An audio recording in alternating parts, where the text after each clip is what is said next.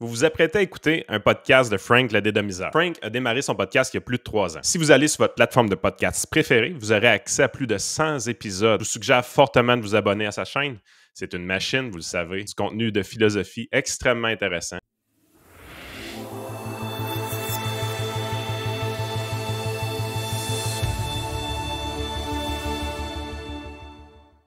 Finalement, la philosophie analytique se veut une approche beaucoup plus terre-à-terre.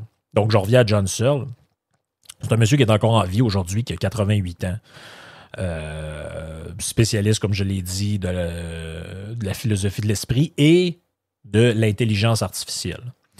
Donc, c'est de ça que ça parle, l'expérience de la chambre chinoise, qui est paru dans un article assez célèbre qu'il a écrit, en fait, presque toute sa vie est relié à cet article-là qui s'appelle Mind, Brain and Science, qui a été publié aux presses de l'Université d'Harvard le 1er janvier 1984, si ma mémoire est bonne. C'est quand même un très long article qui fait à peu près 116 pages, presque 120 pages. Et toute sa vie, après, a été basée un peu là-dessus. Donc, il parle après ça, il écrit une autre affaire qui s'appelle The Mystery of Consciousness, The Rediscovery of the Mind. Donc, il a fait énormément de choses en lien avec ça. Mais cette expérience-là de pensée de la chambre chinoise, on va voir un peu d'où ça vient, mais j'avais noté justement. C'est ça. Vers 2005, Searle, il dit en fait, j'ai commencé à penser à ça. Je vous lis la citation. Il dit « Je ne connaissais rien en 1971 à l'intelligence artificielle. » Il y a déjà personne qui ne connaît rien à ça souvent en 2021. Donc, imaginez en 1971. Il dit « J'ai acheté un livre par hasard dont la démarche argumentative m'a sidéré par sa faiblesse. Je ne savais pas alors que ce livre allait marquer un tournant dans ma vie. Il expliquait comment un ordinateur pouvait comprendre le langage. L'argument était qu'on pouvait raconter une histoire à un ordinateur, qu'il était capable ensuite de répondre à des questions relatives à cette histoire, bien que les réponses ne soient pas expressément données dans le récit. Puis il dit l'histoire était la suivante. Par exemple, un homme va au restaurant, commande un hamburger, on lui sert un hamburger carbonisé, l'homme s'en va sans payer. Ensuite, on demande à l'ordinateur « A-t-il mangé le hamburger? » L'ordinateur répond « Non ».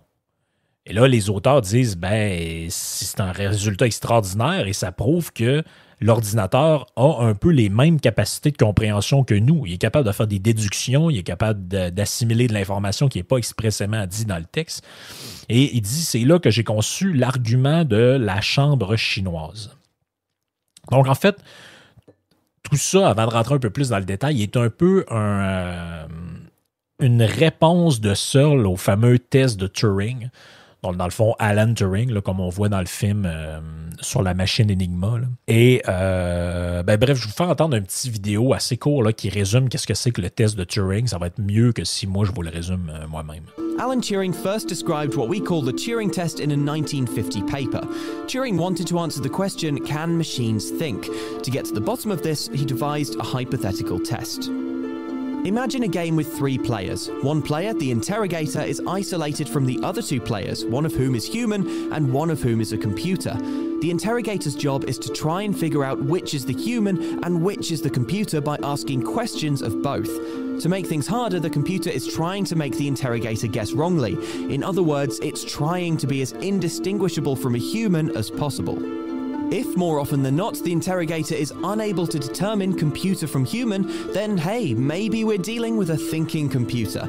Attempts to build computers that can fool humans have revealed some fascinating challenges. For instance, it's hard to make a computer that's good at telling jokes. The Turing test isn't a perfect test of robot intelligence.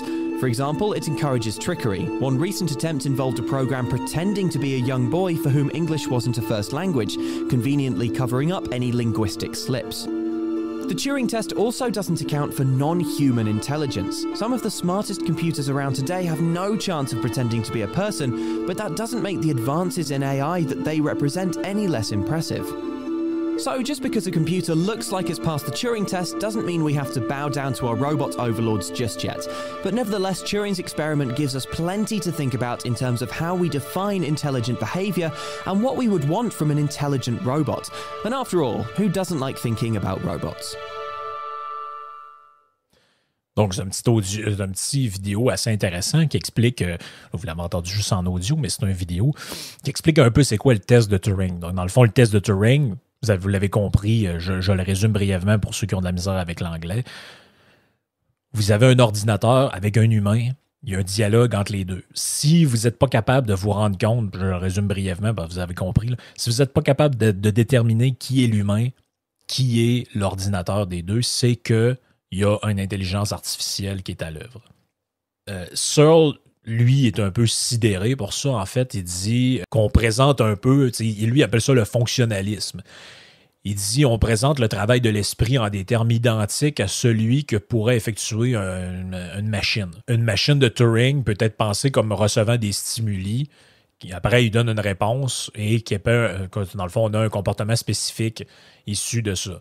Donc, il dit un certain fonctionnaliste soutient que nous pouvons penser l'esprit comme une machine de Turing. L'idée centrale, c'est que la possession du mental pour quelque chose, c'est-à-dire le fait de posséder une psychologie, consiste à être une machine, physiquement réalisée, possédant des types d'états mentaux identifiés dans la machine par ses états internes. Qu'est-ce que Searle essaie de montrer dans son expérience de pensée? Parce qu'il dit, en fait, l'idée, c'est de dire, si je ne peux pas m'en rendre compte que c'est une machine, c'est qu'il y a une intelligence artificielle. Et lui, il dit, en fait, le mental humain, l'esprit humain, ne peut pas être l'équivalent de celui d'un programme informatique aussi puissant et aussi complexe qu'il soit. Et là, c'est là qu'on entre dans l'expérience de pensée. Donc, il faut imaginer une personne, Searle se mettait lui-même dans ce cas-là, enfermé dans une pièce. Il y a juste une petite fenêtre là, qui permet de faire passer des papiers dans un sens et dans l'autre, comme dans une prison un peu. De l'extérieur, il y a quelqu'un qui glisse des papiers à Searle et sur ces papiers-là, il y a des symboles incompréhensibles. Je ne sais pas c'est quoi. On lui donne un petit livre de règles qui est écrit dans sa langue. Et ce petit livre-là explique comment on peut apparier les symboles ensemble en les identifiant par leur forme. Donc là, Searle, il commence à gosser avec ça. Puis là, il dit, bon, OK, ça a l'air d'aller comme ça va avant ça, ça va après ça. Puis là, il y a les règles qui sont expliquées. Puis il commence à lire ça. Puis maintenant, il finit par comprendre, OK, ce petit symbole-là, il va avec lui, ça va avec ça. Puis là, il commence à mélanger ça ensemble, comme un peu quelqu'un qui essaie de faire un casse-tête. En fait, ces suites de symboles-là sont des expressions chinoises. Les règles qui sont écrites dans le livre vous servent lui servent ou vous servent, si vous imaginez que c'est vous, à former des suites logiques de mots ou de phrases. Ça vous sert à former des phrases qui font du sens. Donc, qu'est-ce que tu fais dans la chambre? Tu essaies d'identifier, comparer, mélanger ça ensemble, puis essayer de faire des réponses qui sont appropriées puis bien formulées. En fonction du truc qu'on vous a donné au début. Ça veut dire que vous avez des symboles, vous ne savez pas trop ce que c'est, puis là, c'est comme un énigme un peu dans le fond. Lui, il reçoit ces trucs-là. Qu'est-ce qu'il fait? Il doit les calculer, un peu comme aurait fait un programme, il doit essayer de comprendre comment ça fonctionne. Et à la fin, il produit quelque chose qui ressemble un peu à la réponse qu'aurait donnée un ordinateur. Il dit, les réponses qui sont fournies sont pertinentes du point de vue extérieur. Ce que produit la chambre est semblable à ce que produira un véritable locuteur chinois enfermé dans cette même chambre. Donc, si je maîtrise assez bien les règles qui sont écrites dans le petit livre, c'est possible que la personne de l'autre bord qui me pose des questions écrites en chinois ne se rende pas compte que je suis chinois. Là, c'est dans l'optique, évidemment, c'est une expérience de pensée. On imagine que, mettons, Searle est un être extrêmement intelligent et qui est capable de maîtriser les règles qui sont écrites dans le guide. Donc, pour ne pas faire d'erreurs. Parce qu'évidemment, si vous faites des erreurs, la personne va dire « Ouais, c'est bizarre comment c'est écrit. D'après moi, la personne ne comprend pas trop ce qu'elle dit. » Mais mettons que vous maîtrisez ces règles-là, vous êtes extrêmement brillant, vous les maîtrisez. Sauf qu'il dit la personne dans la salle ne comprend pas le chinois. Peut-être même qu'il ne sait même pas que les signes sur le papier sont en fait des signes chinois. Donc, ce qui se passe à l'intérieur de la chambre, c'est quoi? C'est une simple manipulation de symboles basée sur la forme, la syntaxe, mais sans aucune compréhension.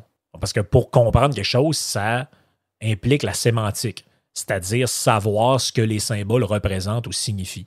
Mais ça n'empêche pas qu'au bout du compte, vous donnez les réponses qui fit avec les questions. Parce que vous avez suivi le guide, vous avez dit, OK, ça, quand il y a ça comme ça, ben, ça implique qu'ensuite je fasse telle affaire, telle affaire. Un peu comme si vous allez dans un, je sais pas moi, un cours d'introduction d'une autre langue.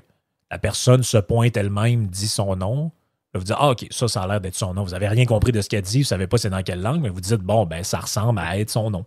Donc, même si les entrées et les sorties, donc les messages qui rentrent, les messages qui sortent, sont d'une qualité équivalente à ce que ferait quelqu'un qui parle le chinois, seul, ou vous, qui êtes dans la chambre, ne comprenez pas le chinois du tout. Vous n'avez aucune idée de ce que vous racontez, c'est juste que vous suivez le petit guide. Un peu, le petit guide, qu'est-ce qu'il représente? Il représente la programmation. La machine a été programmée pour répondre des choses, mais on ne sait pas s'il comprend les choses.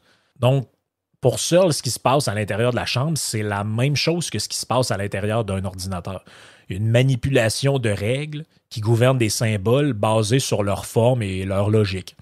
Il dit, il n'y a pas plus de compréhension du chinois dans un ordinateur que la personne qui est dans la chambre, isolée, puis qui lit le petit guide avec les règles. Bon, ben, ce symbole-là, c'est ça. Pourquoi il a pris le chinois? Ça aurait pu être n'importe quelle autre langue, mais si vous prenez l'espagnol et vous parlez français, vous allez décoder certains mots, donc ça va peut-être changer. Donc, c'est pour ça qu'il a pris le chinois. Si vous n'avez jamais vu de symbole chinois, même si vous en avez déjà vu, vous ne savez aucunement ce que les symboles veulent dire, à moins d'avoir pris un cours ou d'avoir étudié ça un peu. Donc, c'est plus facile de comprendre l'exemple. Donc, la conclusion à laquelle vient Searle, c'est que le mental, c'est plus qu'un ensemble de règles syntaxiques qui manipulent des symboles. Dans le fond, les tenants de l'intelligence artificielle vont dire, en tout cas dans cette version-là de l'intelligence artificielle, vont dire, mais l'ordinateur, c'est pas juste un simple outil. Une fois programmé de façon appropriée, c'est un esprit, dans le sens où des ordinateurs ayant un bon programme vont comprendre des états cognitifs, vont être capables de décoder ou d'être capables de arriver à comprendre des choses qui ne sont pas expressément programmées ou découvrir des choses. Dans une version de l'AI qu'on considère plus faible, donc un AI forte et faible dans ce débat-là, on va dire que les ordinateurs simulent la pensée, mais que leur compréhension n'est pas réelle. Ça, c'est plus ce que Searle pense. Donc, ce qu'il veut montrer par ça, c'est qu'un programme, aussi complexe qu'il est, va jamais être autre chose qu'un ensemble syntaxique. Il n'y a aucune signification qui est générée. Donc, c'est juste un assemblage. En fait, c'est que le programme ou la machine va jouer dans l'univers des possibles et maîtrise une infinité d'univers des possibles, ce qui lui donne, par la rapidité du processeur, bien, ça lui permet d'avoir l'air de générer des choses qui sont de l'ordre de la conscience. En réalité, on est dans l'univers de la manipulation des symboles. Bon, ce mot-là, je le mets avec lui, puis ça, je le mets avec ça, puis ça donne telle affaire. Donc, ça, c'est comme ça que l'intelligence est programmée là-dedans. Mais en réalité, il n'y a pas de compréhension de la signification. C'est ça. Ce n'est que de la syntaxe. Ce n'est que de l'assemblage de symboles. Il dit, par contre, nous, on a des états émotionnels, on a des croyances, on a des désirs qui sont ce qu'ils sont, qui valent ce qu'ils valent et qui signifient ou qui représentent quelque chose.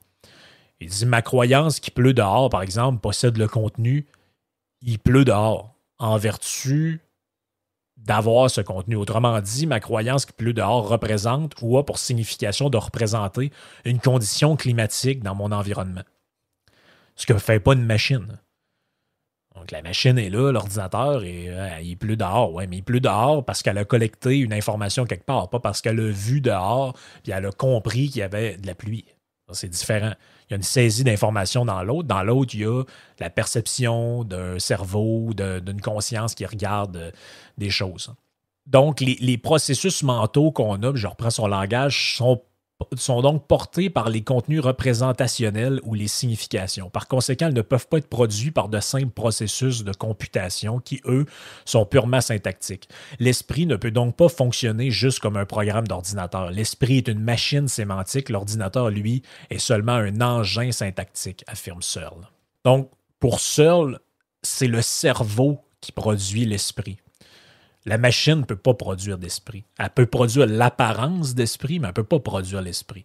Donc, c'est-à-dire que la machine vous donne l'impression qu'il y a une intelligence, mais en fait, c'est l'univers des possibles qui est manipulé dans un ordre syntaxique. Donc, elle peut créer des phrases, elle peut créer des réponses qui sont induites de déduction, elle peut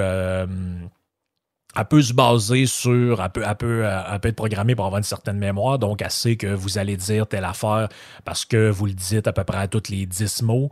Donc, à un moment donné, elle peut répéter ce que vous dites. Il y a toutes sortes de manières de créer cette apparence-là, mais il dit en fait, il y a juste le cerveau qui peut créer un esprit. L'AI forte, consciente d'elle-même, c'est un mythe, c'est quelque chose qui n'arrivera jamais.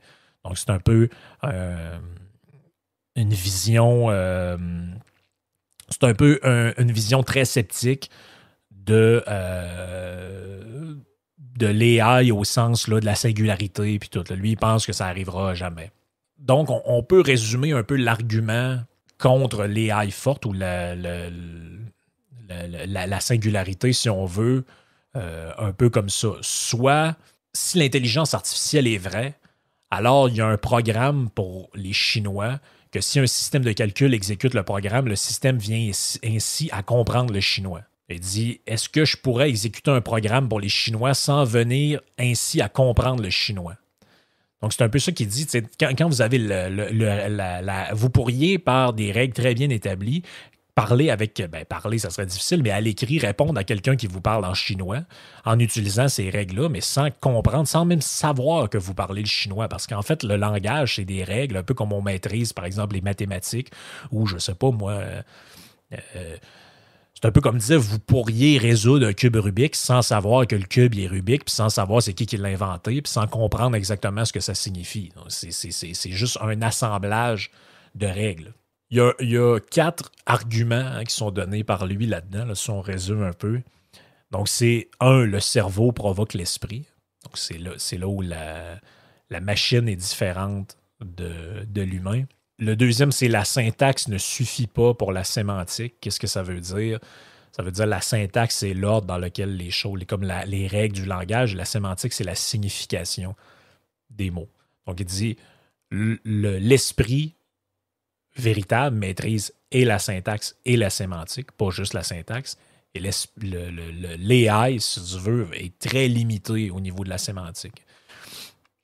Il dit, pour les programmes informatiques, ils sont entièrement définis par leur structure formelle et par la syntaxe. Et les vrais esprits, eux, ont un contenu sémantique. Donc, c'est peut-être les 4 points qui sont les plus évidents. Ça donne un peu 3 conclusions, tout ça. Aucun programme informatique est suffisant en soi pour donner un esprit à un système. Le fait d'exécuter des programmes et de répondre à quelque chose qui était mis dans le système ou inclus dans le système, c'est pas assez pour créer un esprit ou pour créer un AI. Conclusion 2. La façon dont les fonctions du cerveau provoquent des esprits ne peut être que dans l'exécution en vertu d'un programme informatique. 3. Tout le reste est ce qui génère l'esprit. Il devrait avoir un pouvoir causal au moins équivalent à celle du cerveau. Donc, autrement dit, le monde extérieur, les choses que vous voyez, vous touchez, vous sentez, ça génère aussi votre esprit. Donc, c'est ce que vous pensez, ce que vous avez dans votre tête. Bon, moi, je touche mon téléphone en ce moment. Bon, mais il faut qu'il y ait un téléphone pour que je pense que je touche mon téléphone. Sinon, ça vient que ça n'aurait pas de sens. Le système lui peut dire oui, il y a un téléphone, mais il ne sait pas c'est quoi un téléphone. Il n'a pas touché, il ne l'a pas regardé, il ne l'a pas ouvert, il n'a pas joué avec. Donc, c'est un peu ça l'idée. Il y a beaucoup de critiques parce que ça remonte quand même aux années 80. On ne parlait pas encore du deep learning, du machine learning, tout ça. Puis, j'essaie de vous les résumer le plus succinctement possible. C'est vrai que c'est assez technique. Moi, je comprends dans les grandes lignes tout ce que ça veut dire. Bon, OK, il y a un gars qui est enfermé dans une salle, il ne comprend rien à ce qu'on lui donne, puis avec un manuel, il est capable de recréer ce qu'on lui dit, puis il donne l'apparence à l'autre personne. En fait, je pense que je ne sais pas si cette expérience-là montre qu'un AI fort est impossible, au sens de la singularité puis de l'intelligence artificielle à la Terminator. Là. Mais ce que ça montre, c'est que le test de Turing n'est pas infaillible. Parce que moi, je pourrais très bien... En fait, c'est comme dire aussi... si tu n'es pas capable de te rendre compte que quelqu'un n'est pas un vrai scientifique, c'est que on est capable, c'est que dans le fond, c'est un vrai scientifique. Mais non, quelqu'un, je pourrais me faire berner parce que quelqu'un, comme le gars qui a été médecin en Angleterre pendant 20 ans ou 25 ans, puis ils se sont aperçus maintenant que c'était pas un vrai médecin. Mais il a berné tout le monde. Donc, c'est pas parce qu'on se fait berner par quelque chose puis qu'on n'est pas capable de différencier le robot de la machine que la machine est aussi brillante qu'un humain. C'est un peu ça que Searle montre là-dedans. Donc, il dit, en fait, c'est ça qui est cool avec ça, c'est qu'il avait lui-même anticipé des critiques à son expérience. Il disait, il va avoir la réponse du système. Il dit, la réponse du système, c'est de dire que, bon, l'individu dans la chambre ne comprend pas le chinois, mais on peut comprendre la chambre elle-même comme un système. Donc, la personne serait un peu comme un neurone dans le cerveau. Et comme un seul neurone ne peut pas comprendre, ben, il peut contribuer à la compréhension de l'ensemble du système, mais c'est le système dans l'ensemble qui le fait. Bon, la réponse de Searle à ça, c'est de dire que quelqu'un pourrait théoriquement stocker le livre de règles et de travail en plein air. Donc, ça rendrait capable d'interagir comme s'il comprenait le chinois. Mais il continue néanmoins de suivre un ensemble de règles sans comprendre la signification des symboles que vous utilisez. En fait, dans ce cas-là, il n'y a rien dans le système qui soit aussi dans la personne parce que la personne ne comprend pas le chinois. Vous ne comprenez pas plus le système. Donc, ça conduit au problème intéressant d'une personne qui est capable de converser couramment en chinois sans savoir qu'est-ce qu'elle raconte. Puis selon la personne comprend que le contre-argument, en fait, là-dedans, dans le fond, c'est un argument. L'argument similaire, c'est que la personne ne sait pas que c'est chinois, mais connaît le système puis comprend à la fois la personne et le livre de règles. Mais là, il dit l'idée de voir la chambre elle-même comme le système, puis comme l'intelligence artificielle, si on veut, parce que là, il y a le livre de règles, puis le livre de règles, lui, suppose une compréhension. Mais il dit, ouais, mais l'esprit est créé par une chose. Ben, par, en fait, une entité, pas deux. C'est comme dire, ça sera un peu comme dire, ben là, je m'en vais. Moi, je sais pas tout, mais quand je suis dans une bibliothèque, j'ai accès à toutes les connaissances. Ouais, mais, ouais, OK, mais ça a plus ou moins de sens, là. Il va dire, il y a aussi la réponse du robot. Donc, il dit, supposons qu'au lieu d'une pièce, le programme est placé dans un robot qui peut se déplacer et interagir avec l'environnement. Alors, bien sûr, il comprend ce qu'il fait. On peut dire ça. La réponse de ça, c'est de supposer que sans que la personne dans la salle chinoise soit au courant, certains signaux d'entrée qu'il va recevoir proviennent directement d'une caméra montée sur un robot. Puis certains des signaux de sortie sont utilisés pour déplacer là, des bras de robot et des jambes. Néanmoins, bon, ben, la personne là-dedans dans la salle est toujours suivant les règles, mais ne sait pas ce que signifient les symboles. Donc, supposons que le programme correspond au livre de règles en détail, puis des détails assez extrêmes là, qui simulent l'interaction des neurones dans le cerveau.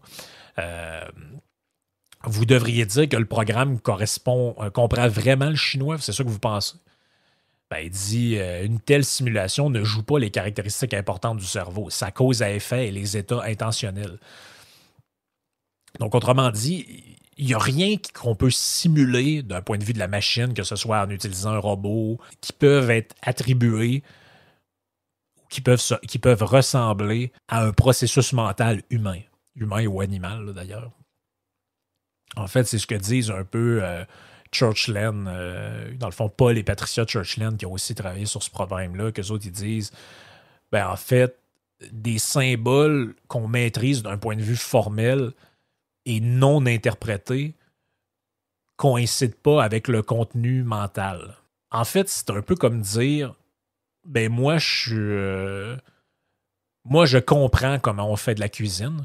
Ben oui, j'ai un livre de recettes, je crisse tout ça dans le bol, je mélange comme c'est écrit, je mets ça dans le four et c'est délicieux. Donc, je sais cuisiner. Je suis un cuisinier. On pourrait dire, ouais, mais ce que tu fais, un robot aurait pu le faire. Ah oui, ok, donc le robot est intelligent.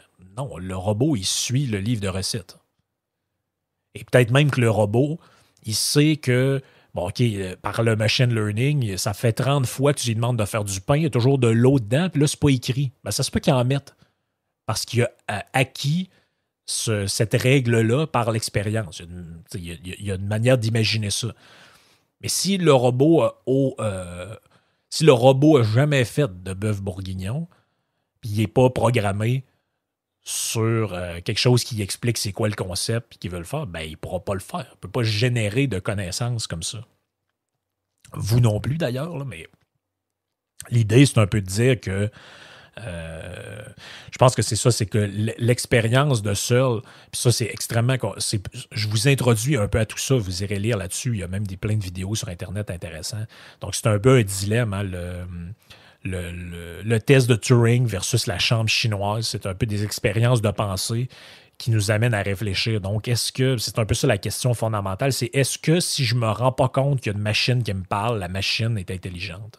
Mais encore là, faut quand même partir du présupposé aussi que l'humain a une intelligence raisonnable. Donc, par exemple, si je sais pas, moi, je mets quelqu'un qui a une déficience mentale, s'il se rend pas compte qu'il est en train de parler à Alexa, puis qu'Alexa, c'est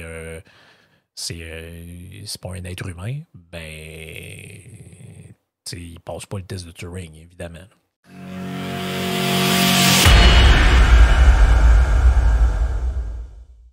Vous avez une entreprise, vous travaillez en comptabilité ou encore en ressources humaines dans une grande entreprise? Visitez protexio.ca. Sérieusement, vous pourriez être intéressé à modifier les avantages sociaux de votre entreprise grâce à Protexio. Contactez-nous, on a des choses intéressantes à vous proposer. Protexio,